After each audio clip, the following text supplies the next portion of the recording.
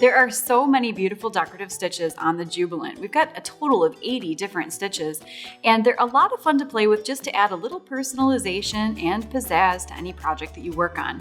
I have selected stitch number 56, and I can see on the screen of the Jubilant that it's letting me know I need to use the end foot.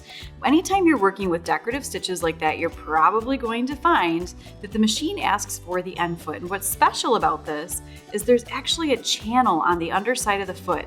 The standard stitching foot is totally flat, whereas this has a little groove. And the reason for that is because a lot of your decorative stitches create quite a buildup of thread on the top of the fabric. And having that channel on the underside of the foot allows the stitch to flow freely through the machine from front to back. Now, I also have a piece of stabilizer underneath of the fabric. When you're working with decorative stitches like this, you'll probably find that you need a little extra support under the fabric.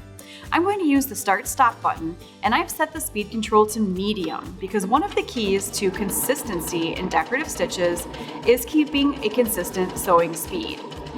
Now for decorative stitching, it's a great time to play with some of those beautiful rayon threads. They're shiny and they come in lots of pretty colors, a lot of fun to work with, and we're not worrying about construction stitching here, so working with a rayon thread is a really nice option.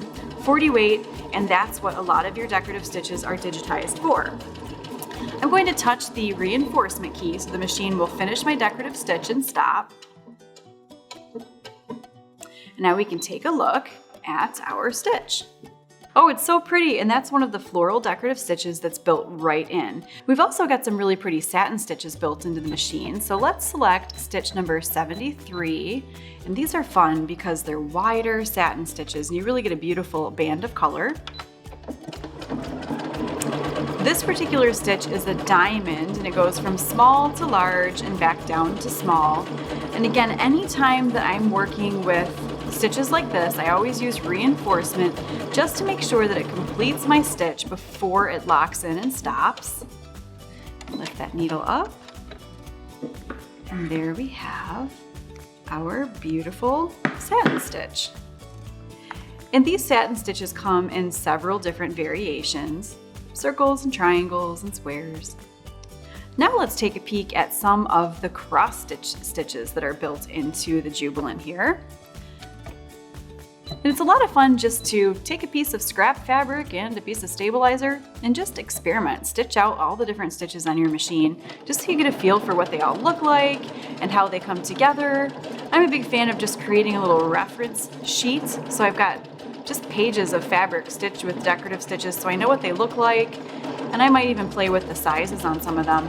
These cross stitches do not give us the option of adjusting the size, the length, or the width because they're already at the maximum.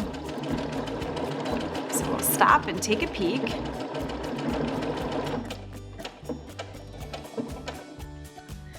Okay. Oh, that looks really nice. So this gives you kind of the look of a hand-stitched cross stitch. So very, very pretty. So definitely take a little bit of time. Again, make sure you utilize the stabilizer and that end foot and just play with your decorative stitches.